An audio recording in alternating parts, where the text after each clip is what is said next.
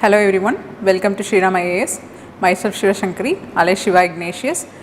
So today in ethics, what topic we are going to discuss? Emotional intelligence for administrators. This is our topic. Okay.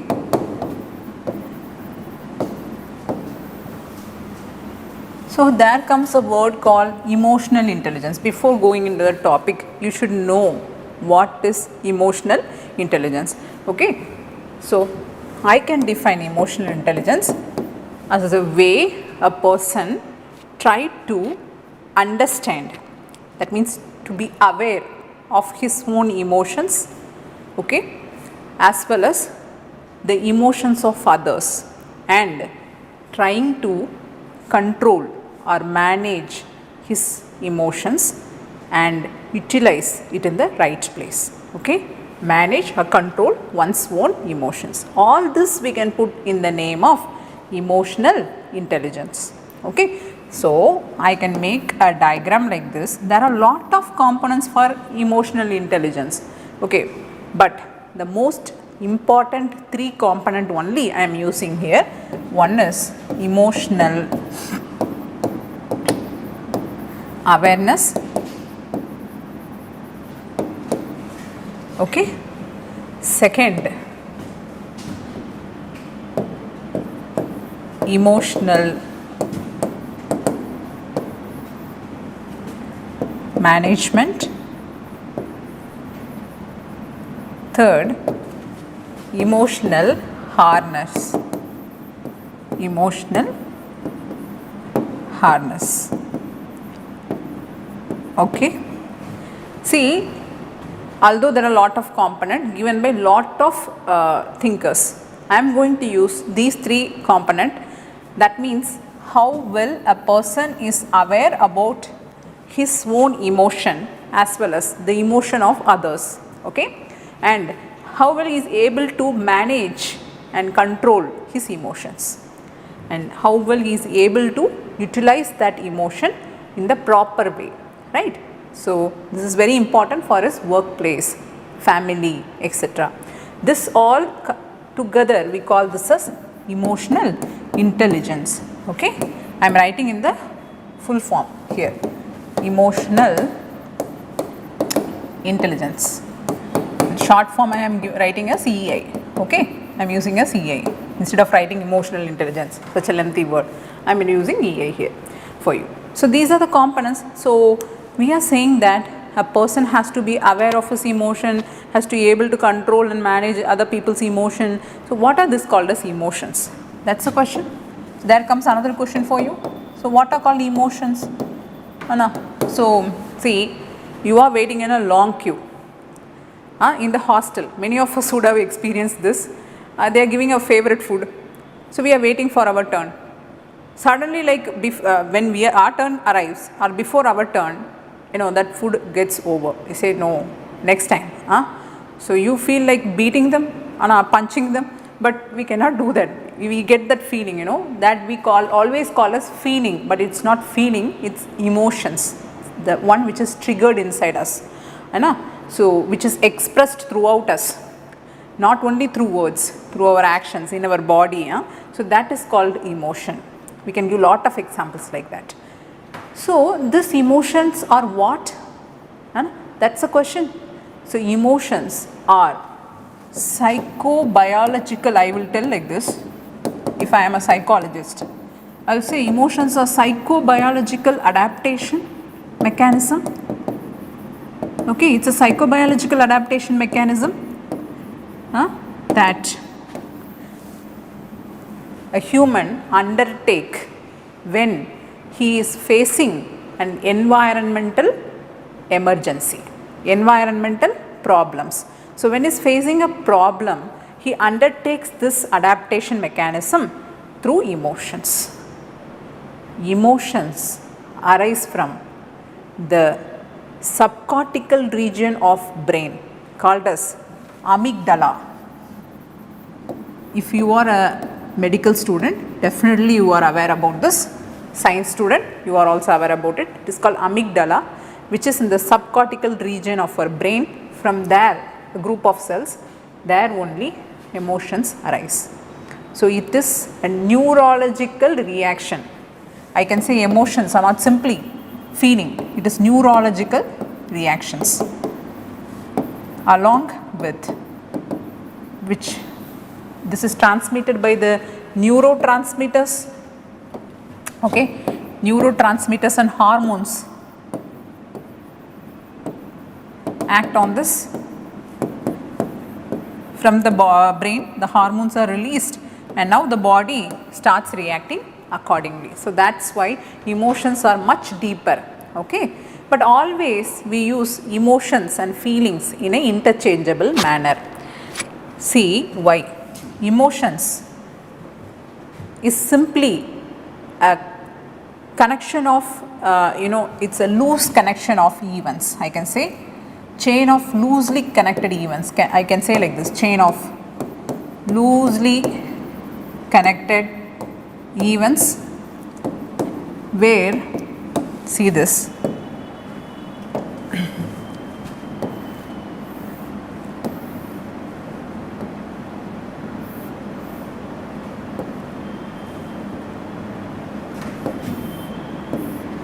okay.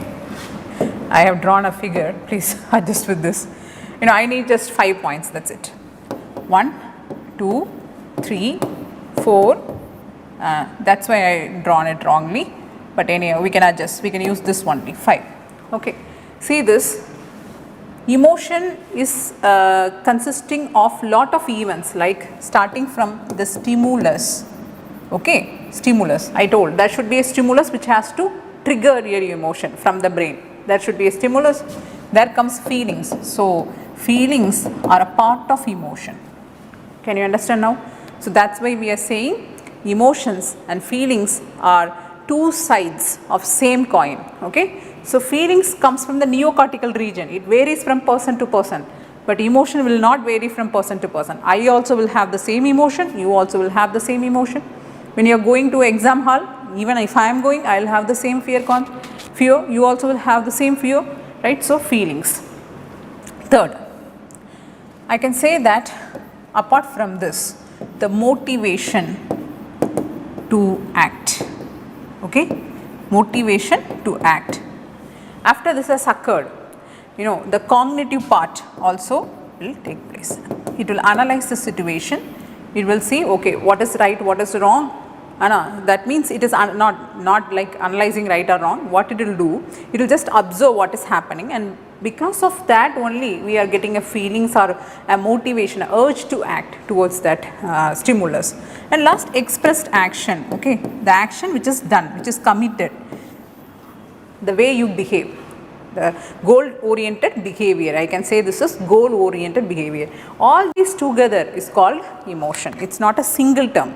So when a stimulus is triggering, there arises a cognition part where the brain gets the signal, that is why we have written here, and now you get a feeling, and when feeling is also invoked, at the same time you are having an urge to act towards it and you are expressing your action, okay. So all these together we will put emotions. For example, you may ask, what is this? I don't understand, madam, what you are coming to say.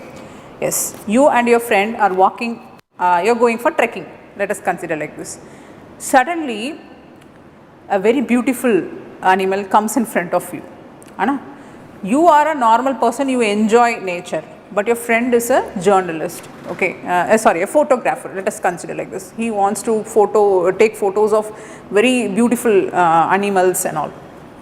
Now the moment you saw that, both of you, your heart races because you have never seen this animal before, you don't know what it will do. Now you are fearful, but he already has had a lot of experiences in the wildlife. So he thinks that, okay, it's beautiful, I want to take photo, definitely, no matter what. So he has a positive feeling and he has a desirable feeling towards that.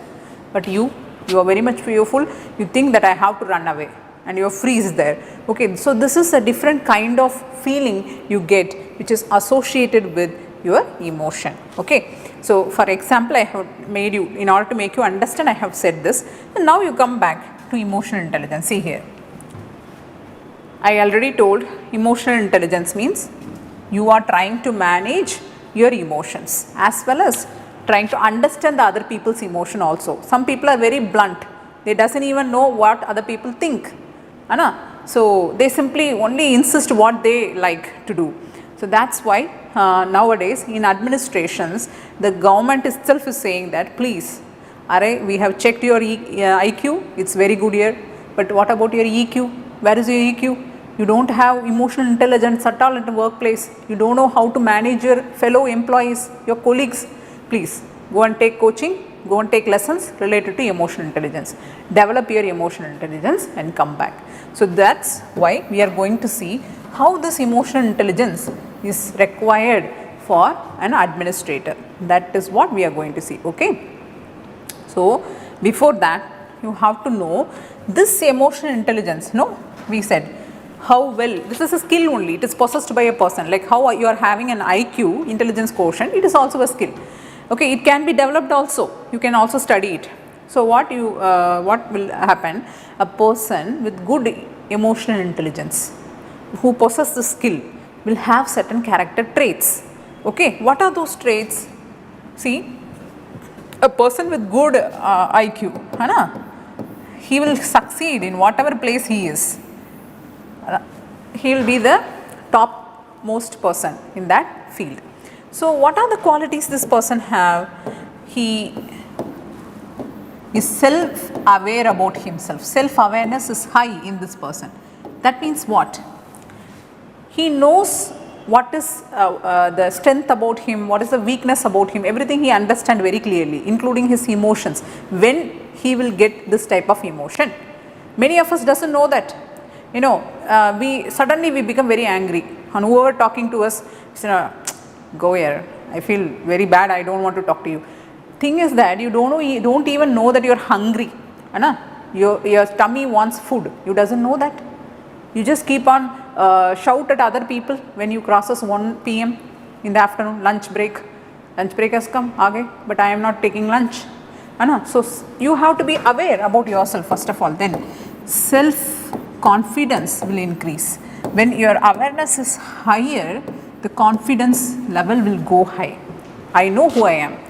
Okay, so I can walk with pride and I never want to give up in any situation. Self-confidence is high. If your self-confidence, see, there are a lot of traits. I am connecting few traits so that you can easily remember it. If self-confidence is high, then other people will trust you more, trustworthy. Okay, so you will become more trustworthy, right? Then you are more adaptable also to the environment. You become very adaptable to the environment. You become very flexible to the environment. Okay, so you are adapting to the situations. Whatever changes, chalo, no problem, I will change accordingly. But there are some people, why this here, why that?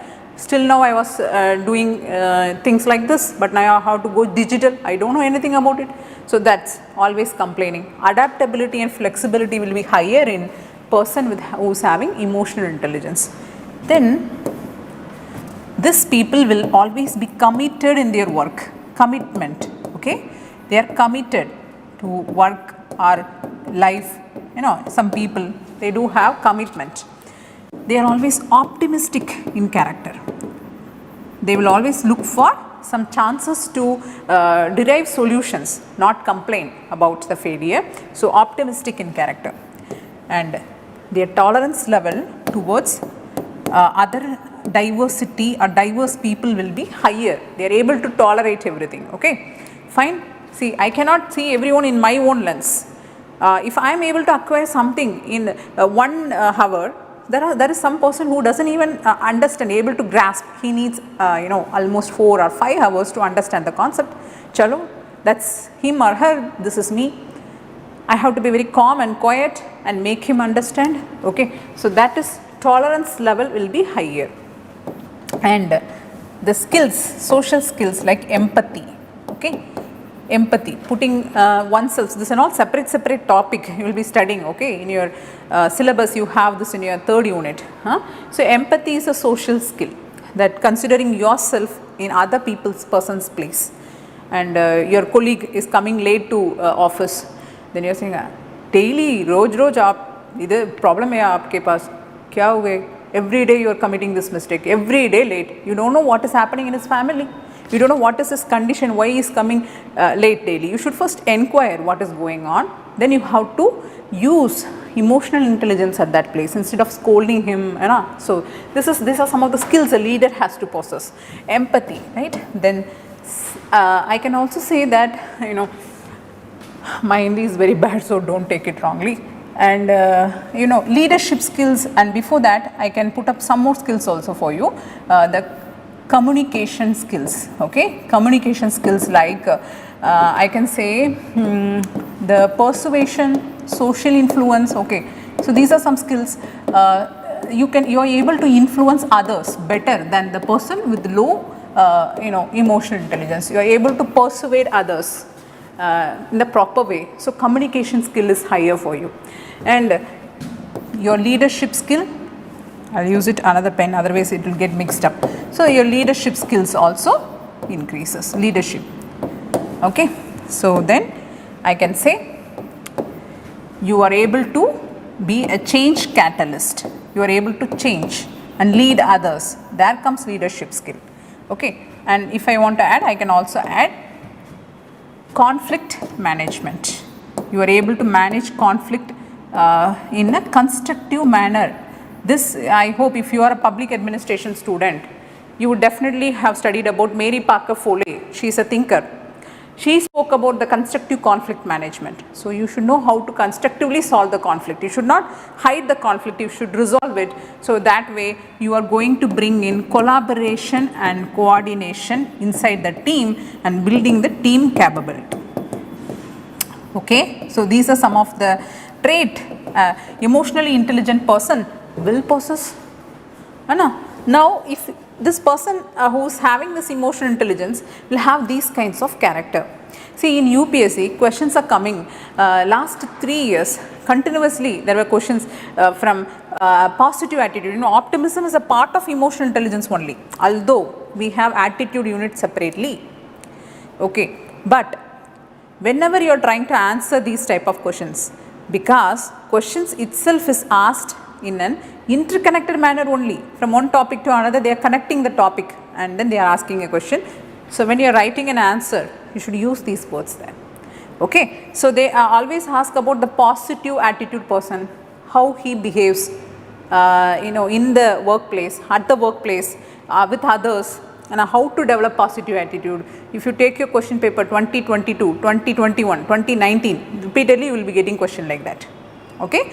So see here, that's why I usually used to say that there is interconnectivity between the topics inside ethics. You cannot separate most of the topics, you have to use together.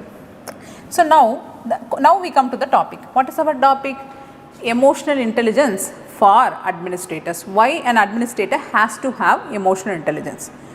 For that, I am coming with the answer like this. See, administrator is a person who is an agent, who is the face of the government. I can say like that. He is the face of government. Now, you can see this. Why we are saying he's him as a face of the government? See this diagram. I will draw here only. We have ample of space.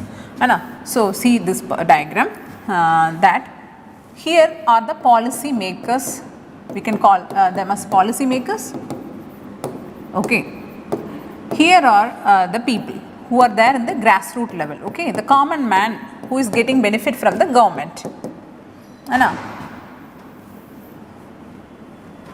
Here there it's a grassroots level, here the people, common man is there. In between these two, the policy makers and the people are administrators who are administering the policies and schemes and implementing it for the benefit of people, and they are also taking the feedback, okay, if there is some improvement required, okay, these and all changes we have to make, improvement required, taking this back to you know, the policy makers, right. So taking this as an input and giving it to them, right. So this way the administrator is acting as a lynching pin, can I say like that? Okay, so he's acting like a connector, Anna. Nokia connecting people like that way. So don't take it in the wrong way, like connecting pin. I can say like that. Okay. It's acting like a connecting pin who is acting as a face of the government on behalf to the people. Okay, the government cannot come, so he is the one who is taking everything to the people, and people's need has to be given to the policymakers. Got it? So now. Not only this, so what is the job, what is his actual job? Why we are saying that okay, there are rules and regulations, we have code of conduct, we have constitution, everything is there. Why an administrator has to have emotional intelligence about this?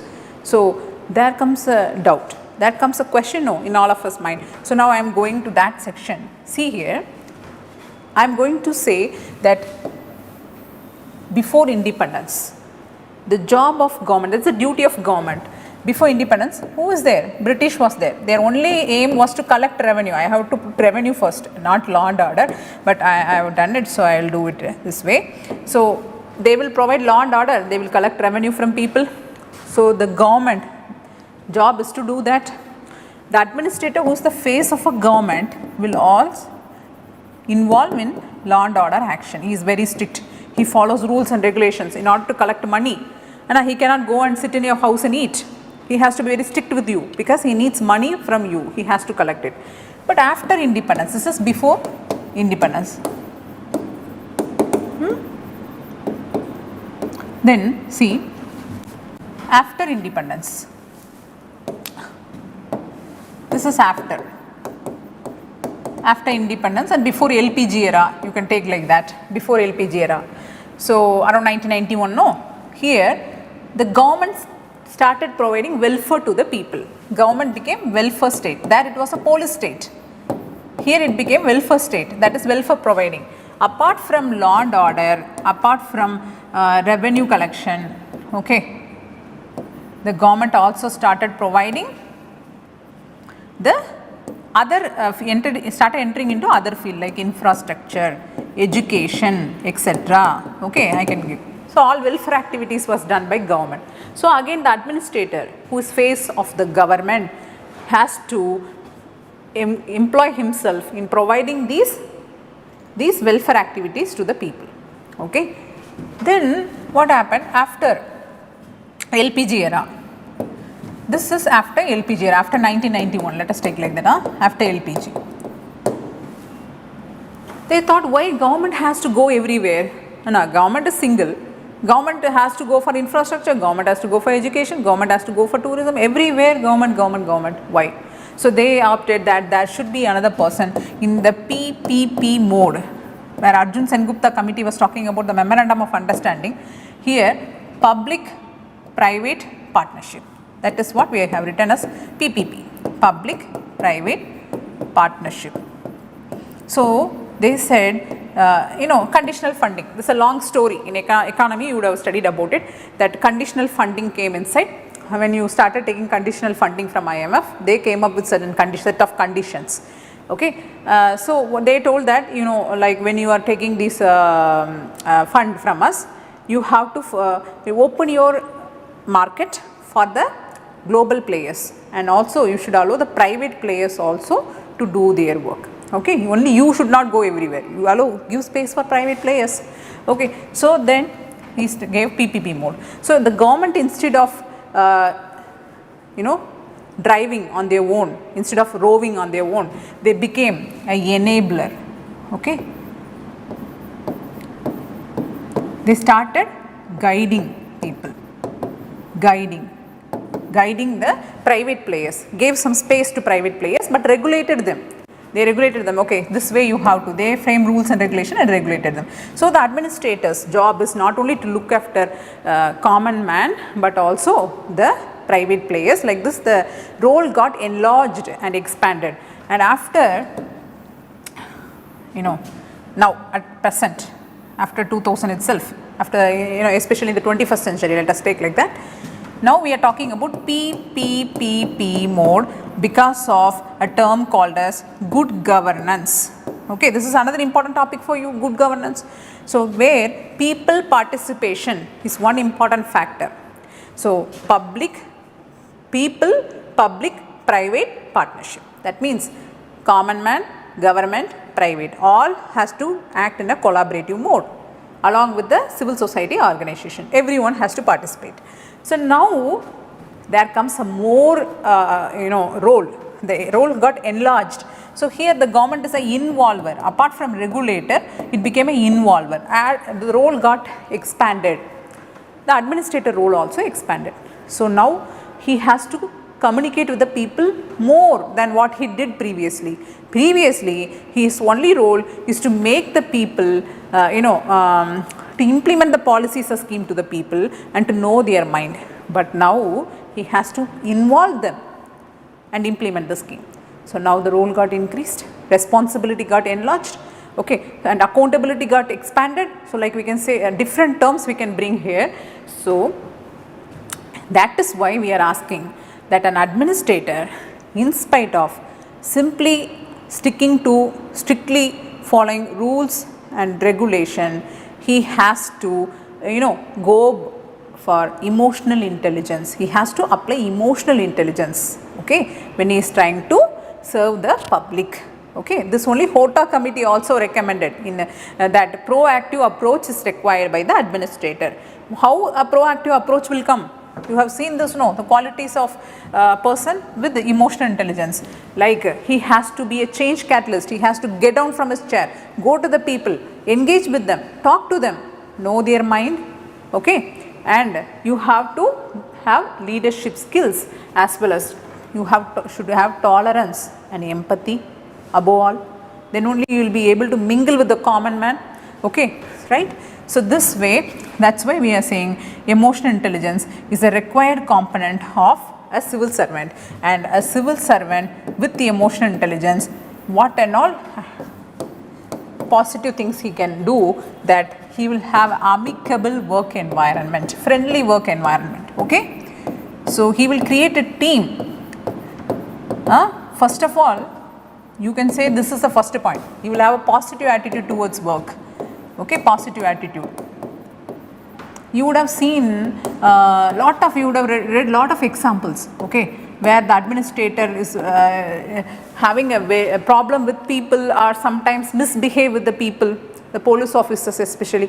The problem is their attitude, ego, okay, and amicable work environment. They have to form a team because administrator is not a single man. He has to go by team. So he has to form a team in a friendly manner.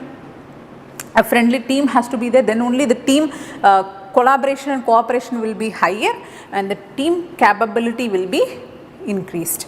Okay, so amicable work environment. Then you can say that he is more resilience, his resilience is higher. So whenever he faces failure, because you already know that it's a tough job, administration is a tough job. So when an administrator is sitting in the chair of responsibility, he will face lot of failures, even though he is analyzing in various angle and then trying to opt for a choice and do problem solving, but he may face a failure. He should bounce back immediately to the normal state and continue with the affairs. So that lot of you would have read in newspapers also, lot of administrators committing suicides. Cases like that are occurring. So you should be very careful that this emotional intelligence helps to manage stress.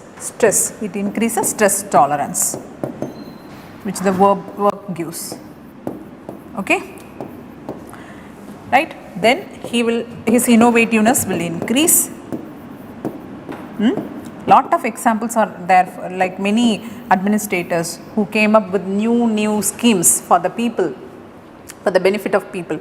So innovation is very important, otherwise you cannot sustain there.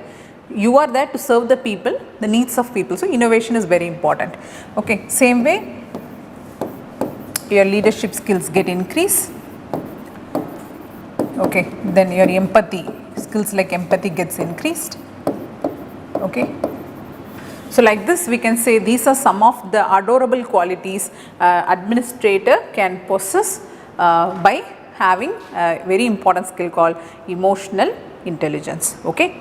So, see, these are some of the words I have written already, that is why sometimes I would have speeded up, but the thing is very easy, so that what I have said you would have understood through that. One time there is a question, they asked can you explain the emotional intelligence for administrator, the benefit of emotional intelligence for administrator. It is a direct question, benefit of emotional intelligence for administrator. This was a question, but most often the question comes from directly also. What is emotional intelligence? Already I have said one direct question for you. Then one time they asked a question, what is emotional intelligence? Okay, then what are the components of emotional intelligence? This way the questions will arrive. And the question, like, sometimes they ask like this, anger is a negative emotion. Anger is a negative emotion, sad is a negative emotion, or like that. Anger is a negative emotion. How well you can manage the negative emotions in you? Okay, and you can change your workplace. You can like that. So, what are the methods you can opt? Okay, to control and manage the negative emotions in you, or change them into a positive one. Okay, or utilize that. That is the last thing in emotional intelligence you would have seen here. Emotional harness. I told you, that emotional harness is the way you are harnessing and utilizing the emotions at the right place. So that way the question has appeared. So when we are going to emotional intelligence topic, we will be seeing that elaborately. So thank you. We will meet again in another topic.